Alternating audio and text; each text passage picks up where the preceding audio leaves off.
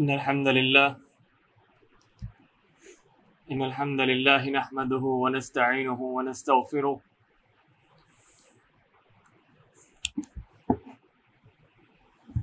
ونؤمن به ونتوكل عليه ونعوذ بالله من شرور أنفسنا ومن سيئات أعمالنا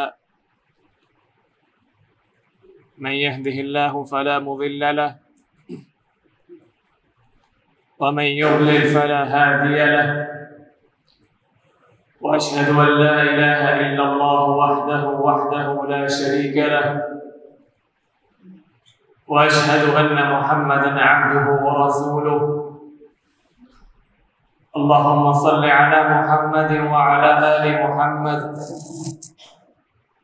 كما صليت على إبراهيم وعلى آل إبراهيم إنك حميد مجيد اللهم بارك على محمد وعلى آل محمد كما باركت على إبراهيم وعلى آل إبراهيم إنك حميد مجيد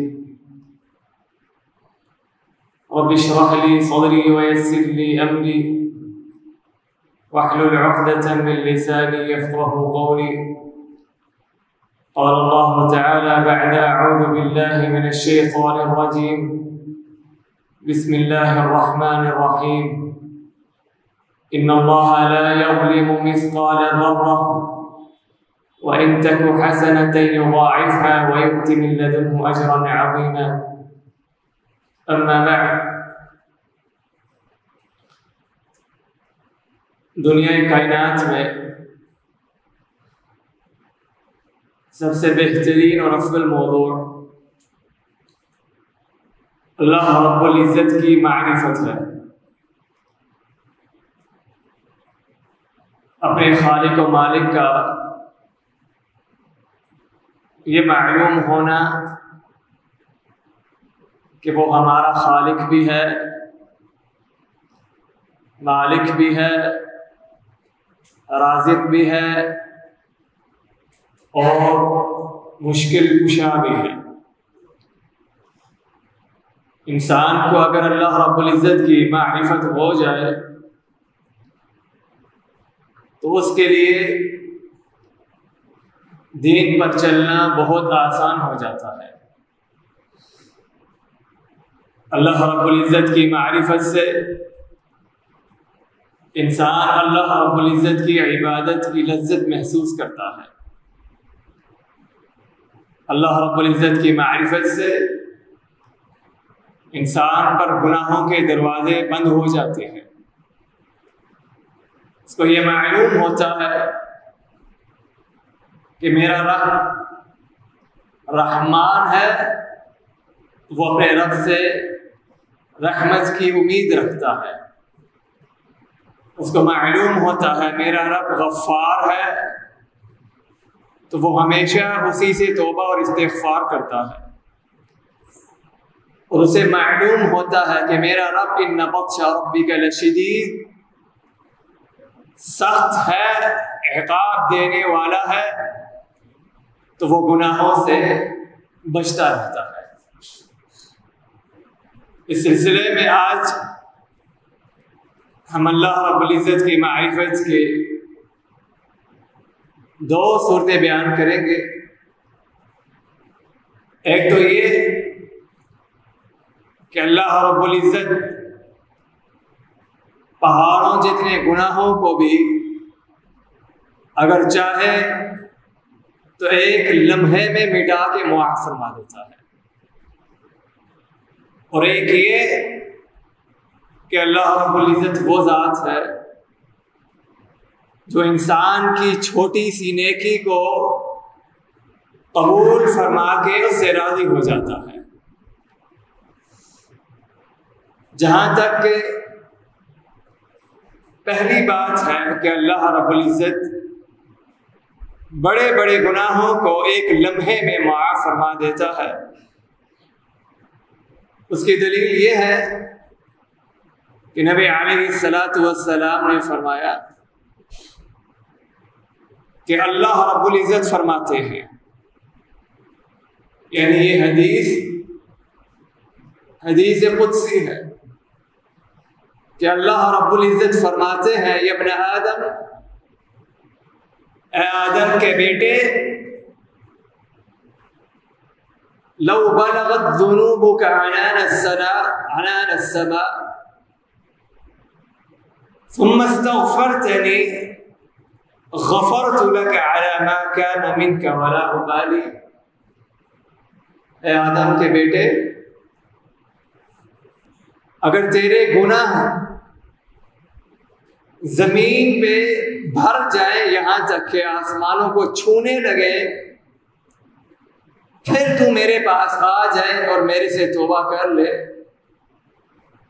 میں تیرے سارے کے سارے گناہوں کو معاف فرما دوں گا۔ علی ما کان منک، تیرے گناہ جیسے بھی ہوں، کبیرہ ہو یا صغیرہ ہو، شرک اکبر ہو یا شرک اصغر ہو، نفاق ہو، جیسے بھی گناہ ہو، بس ایک شرط ہے کہ تم اس سے توبہ کر لے، میں تیرے سارے کے سارے گناہوں کو معاف فرما دوں گا، ولا ابالی، اور مجھے کسی کی کوئی پرواہ نہیں ہے، مجھے کوئی بھی پوچھنے والا نہیں ہے۔ یہ حدیث اس بات کی دلیل ہے کہ اللہ رب العزت جتنے بھی گناہ ہوں اگر اس سے معافی مانگ لی جائے تو اللہ رب العزت وہ ذات ہے جو انسان کے سارے گناہوں کو ایک لمحے میں معاف فرما دیتا ہے۔ اسی طرح ایسے مظاہر قرآن مجید میں بھی موجود ہیں کہ اللہ رب العزت فرماتے ہیں لقد کفر الذین قالوا ان اللہ ثالث ثلاثہ، کہ ان لوگوں نے بدترین کفر کیا ہے، برے درجے کا کفر کیا ہے، جو یہ کہتے ہیں کہ تین عناصر کو ملا کے اللہ رب العزت کی ایک ذات بنتی ہے، باپ، بیٹا، یسوع، یہ تین عناصر کو ملا کے اللہ رب العزت کی ایک ذات بنتی ہے۔ یہ عقیدہ تثلیث ہے جو عیسائیوں کا عقیدہ ہے۔ اللہ رب العزت ان کے بارے میں کیا کہہ رہے ہیں؟ لقد كفر الذين قالوا ان اللہ ثالث ثلاثہ، کہ ان لوگوں نے بدترین کفر کیا ہے اور بڑا ہی خبیث ترین کفر کیا ہے، جو یہ کہتے ہیں کہ اللہ رب العزت تین ہے، تین کو ملا کے اللہ رب العزت کی ذات بنتی ہے۔ اللہ رب العزت نے ان کے یہ عقیدہ ذکر کرنے کے بعد کیا فرمایا؟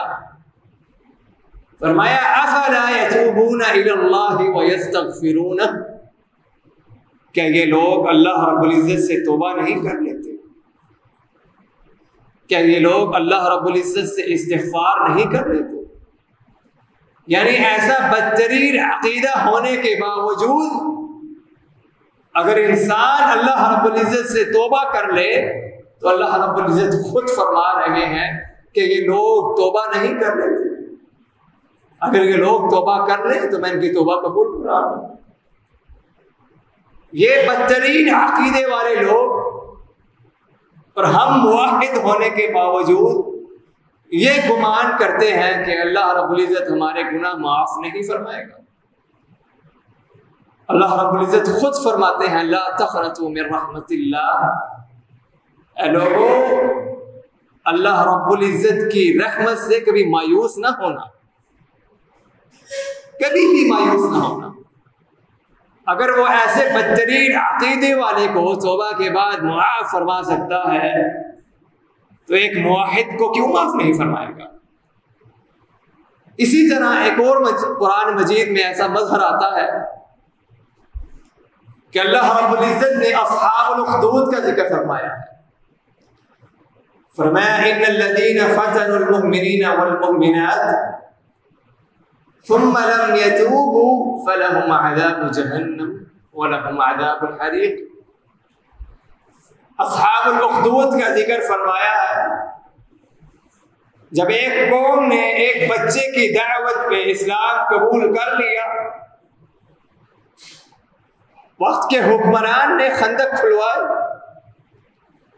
خندق میں آگ لگوائی اور اللہ رب العزت کے اولیاء کو، مسلمانوں کو پکڑ پکڑ کے اس آگ میں پھینک دیا، خندق کی آگ میں جلا دیا۔ بعض مفسرین فرماتے ہیں کہ ایک دن میں 30,000 مسلمانوں کو اس آگ میں جلایا جاتا تھا۔ یہ وقت حکمران کا، وقت حاکم کا یہ فعل قبیح تھا۔ اللہ رب العزت نے کیا فرمایا؟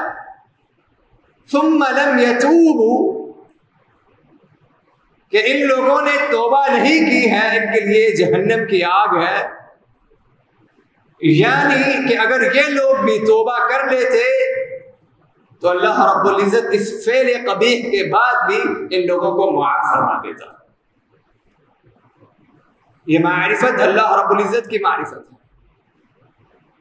اگر انسان کو معلوم ہو جائے کہ میرا رب رحمان ہے، رحیم ہے، غفار ہے، تو وہ ضرور بضرور اللہ رب العزت سے توبہ کرے گا۔ یہ اللہ رب العزت کی معرفت کا فائدہ ہے۔ اسی طرح مسند احمد میں اور جامع ترمذی میں ایک قصہ موجود ہے قصر نامی شخص کا۔ حدیث میں آتا ہے کہ یہ قصر نامی شخص بڑا ہی بدکار، گناہگار اور بہت ہی بدترین انسان تھا۔ ایک دن اس کے پاس ایک عورت آئی، بڑی محتاج تھی، لاچار تھی، اس کو مال کی ضرورت تھی۔ وہ قصر کے پاس آئی اور کہنے لگی کہ مجھے کچھ مال چاہیے، مجھے دے دو، قرضہ دے دو۔ قصر نے کہا ایک شرط پہ دوں گا، اگر رات کو تو میری خلوت میں آ جا، میری حوث کو پورا کر لے، میری چاہت کو پورا کر دے، میں تجھے 60 دینار عطا کر دوں گا۔ عورت لاچار تھی، مجبور تھی، رات کو آ گئی۔ اب اس قصر نے بدکاری کا نیت کی، بدکاری کا ارادہ کیا، عورت رونے لگی اور کہنے لگے اتق اللہ یا قصر، اے قصر اللہ سے ڈر جا، میں ایک لاچار عورت ہوں، مجبور عورت ہوں، مال کی مجبوری کی وجہ سے یہ فعل کرنے میں مجبور ہوں، اللہ سے ڈر جا، اللہ کی حدوں کو تجاوز نہ کر۔ جب قصر نے یہ عورت سے سنا تو اس کے دل میں اللہ رب العزت کا خوف پیدا ہو گیا۔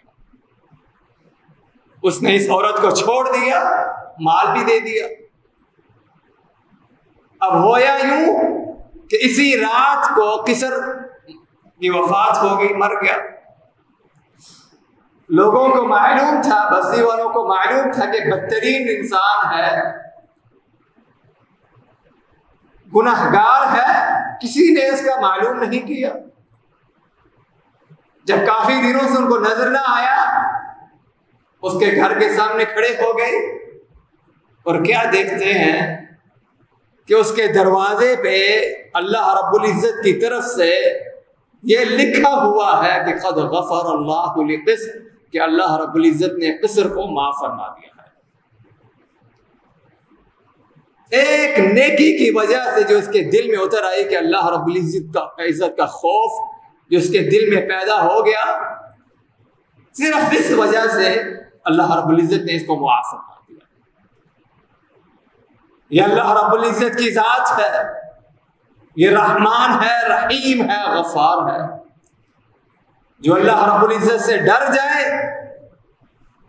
اس کا انجام جنت کے علاوہ کچھ نہیں، اور یہی اصل تقویٰ ہے۔ اسی طرح آپ کو یہ قصہ بھی معلوم ہوگا کہ پرانے امتیوں میں سے ایک شخص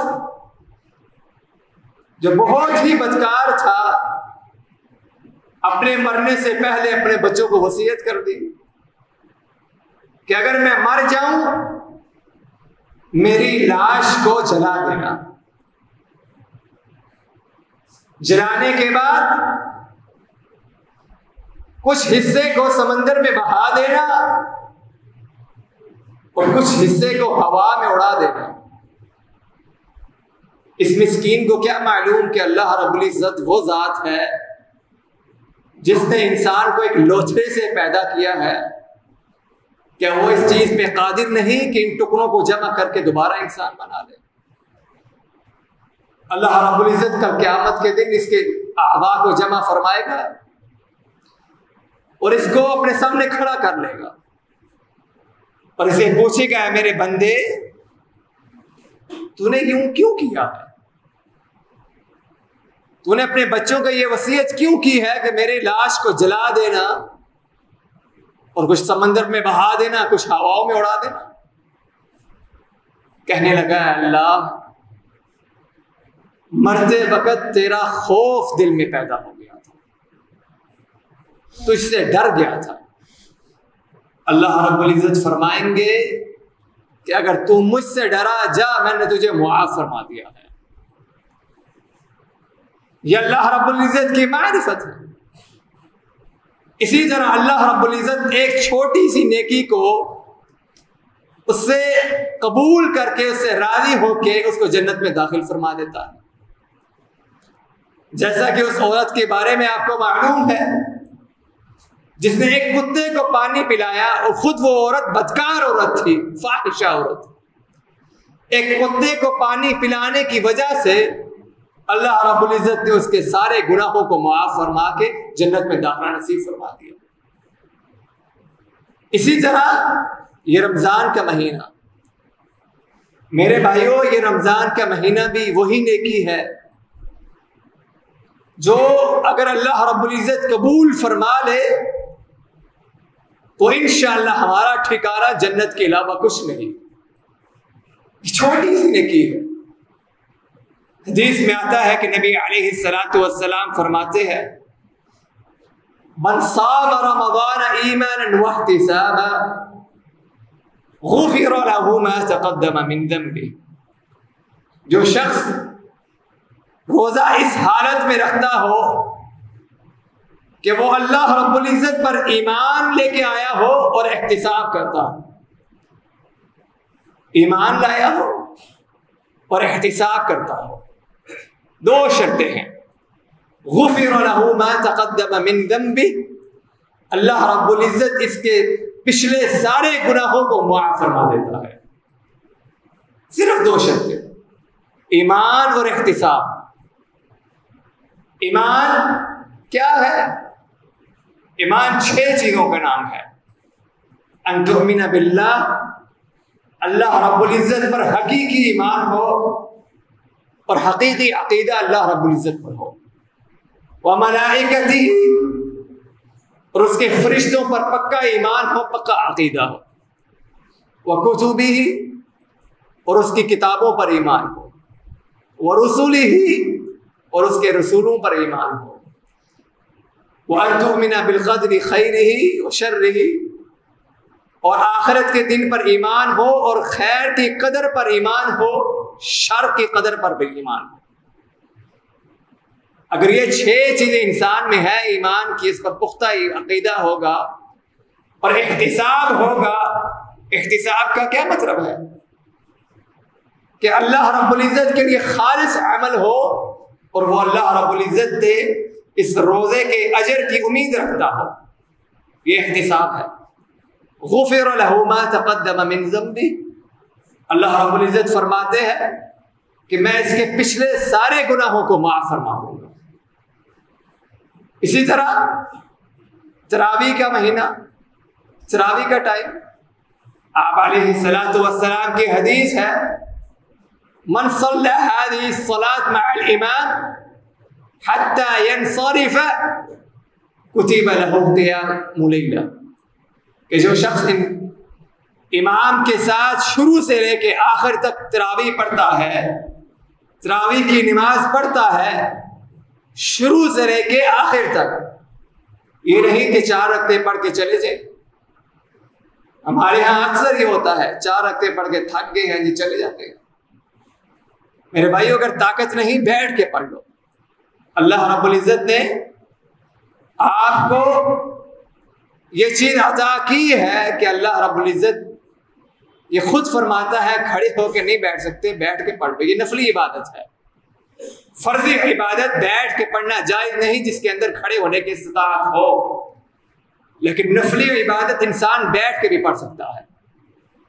حدیث میں آتا ہے جو شخص شروع سے لے کے آخر تک امام کے ساتھ تراویح کی نماز پڑھتا ہے اور نماز ختم ہونے کے بعد گھر جا کے سو جاتا ہے, اللہ رب العزت اس کے لیے پوری رات کی قیام کا اجر لکھ دیتے ہیں.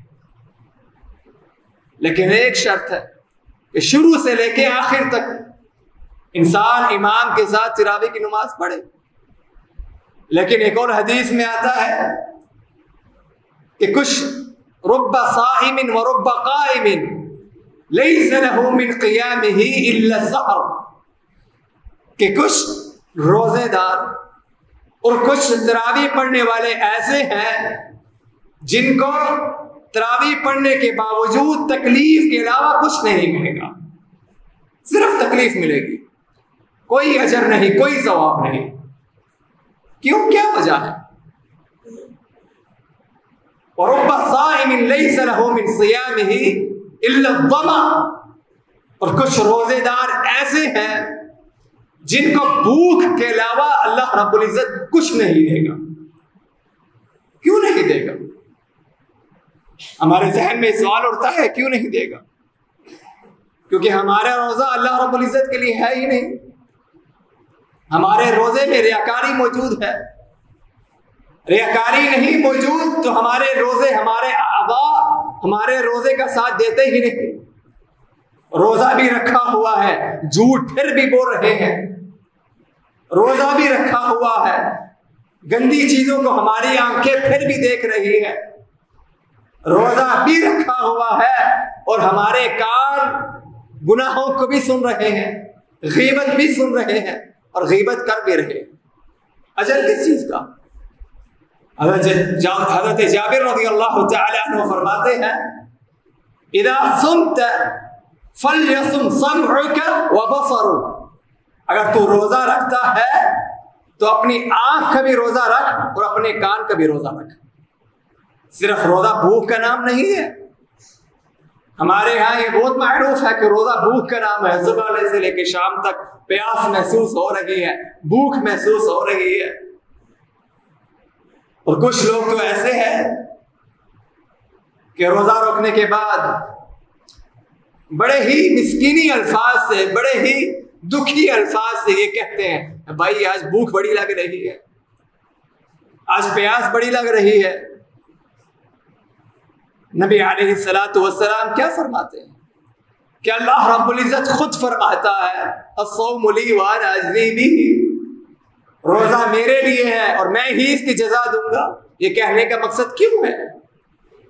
کیونکہ روزے کا تعلق انسان کا اللہ رب العزت کے ساتھ ہے. کسی بھی دوسرے انسان کو معلوم نہیں کہ یہ انسان کتنی شدت کی پیاس محسوس کر رہا ہے, کتنی شدت کی بھوک محسوس کر رہا. اور یہ بات یاد رکھیے کہ روزے کی پیاس اور بھوک ہے تو تکلیف ہے, لیکن جو شخص اللہ رب العزت کے لیے روزہ رکھتا ہے در حقیقت اس میں لذت بھی ہے. لذت کیسی ہے؟ حضرت معاذ ابن جبل رضی اللہ تعالی عنہ کا وہ فرمان آپ کو معلوم ہے کہ جب ان کی موت قریب آئی آخری لمحات میں رونے لگے. لوگوں نے پوچھا ما یبکی, اے معاذ کیوں رو رہے ہو, اے معاذ کیوں رو رہے ہو؟ یہ معاذ وہی ہے جن کی موت کی وجہ سے رحمان کے عرش پر بھی طاری محسوس ہو گئی, رحمان کا عرش بھی کانپنے لگا تھا. یہ وہ معاذ ہے. ساتھیوں نے پوچھا ما یبکی, اے معاذ کیوں رو رہے ہو؟ کہا اس موت کی وجہ سے مجھ سے کچھ اعمال ایسے ہیں جو چھوٹ جائیں گے, وہ اعمال میں نہیں کر سکوں گا. اور ان اعمال میں سے یہ بھی عمل تھا کہ ظمأ الحواجر، گرمیوں کی شدت کی پیاس، گرمیوں کی شدت کی بھوک. روزہ نہیں کہا، روزہ نہیں کہا. کیوں؟ کہیں ریاکاری نہ ہو جائے. کہا گرمیوں کی شدت کی پیاس. یہ وہ عمل ہے جو مجھ سے موت کی وجہ سے چھوٹ جائے گا اور میں نہیں کر پاؤں گا. ہے تو یہ تکلیف، لیکن در حقیقت لذت ہے، اور یہ لذت اسی شخص کو محسوس ہوتی ہے جس کا روزہ صرف اور صرف اللہ رب العزت کی ذات کے لیے ہو. ہمیں کہاں سے لذت محسوس ہوگی؟ ہماری تو روٹین رمضان میں یہ بن چکی ہے کہ صبح سحری شروع کرتے وقت مذاق کریں گے، گپ شپ لگائیں گے. سحری کی نماز فجر کی پڑھی، سو گئے. ظہر کی نماز بھی گئی، عصر کی نماز بھی گئی. افطاری سے پہلے اٹھ گئے اور افطاری کر لی. نہ تمہارا روزہ قبول، نہ تمہاری نماز قبول ہے. اور افطاری کا وقت آ جائے تو انسان اس طرح خوش ہوتا ہے جیسے وہ کانٹوں کے اندر جکیڑا ہوا تھا. افطاری کی سب سے پہلے باہر نکل کے سگریٹ پی لیا. اور اس مسکین کو کیا معلوم ہے کہ افطاری کا وقت وہ وقت ہے جس کے بارے میں اللہ رب العزت فرماتے ہیں ان للہ عتقاء، کہ اللہ رب العزت کے لیے افطار کے وقت عتقاء ہے. عتقاء کس چیز سے ہے؟ جہنم کی آگ سے اللہ رب العزت کچھ گردنوں کو آزاد کرتا ہے. اور کب آزاد کرتا ہے؟ افطاری کے وقت. اور اس مسکین کو یہ معلوم ہی نہیں کہ افطاری کا وقت کتنا افضل وقت ہے. اسی طرح اللہ کے نبی فرماتے ہیں ان للصائم لدعوۃ ما ترد حين يفطر، کہ روزے دار کے لیے افطاری کے وقت ایسی دعا ہے جو اللہ رب العزت کبھی رد نہیں کرتا.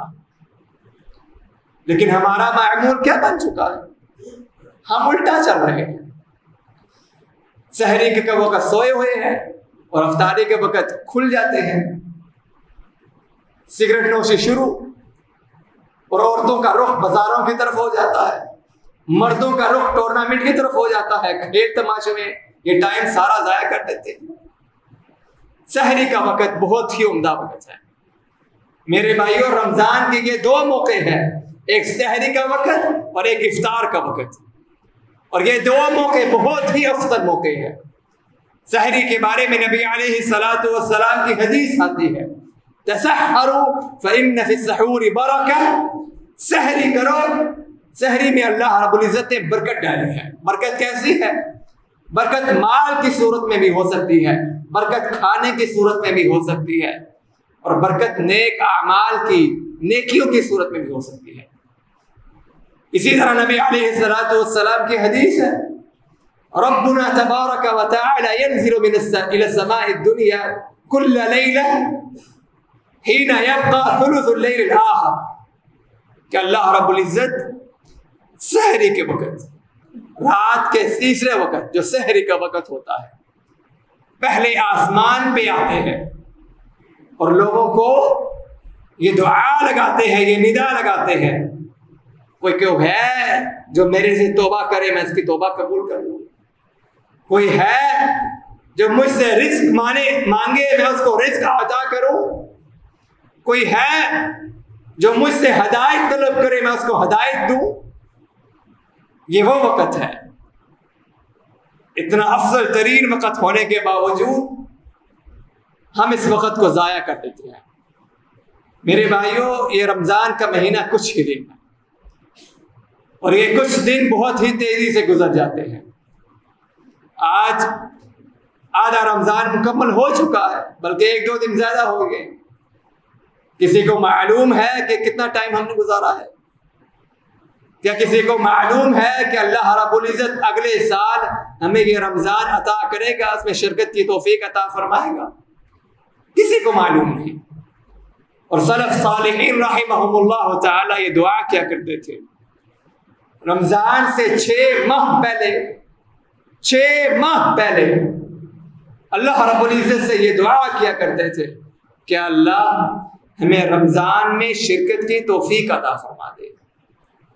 کیوں؟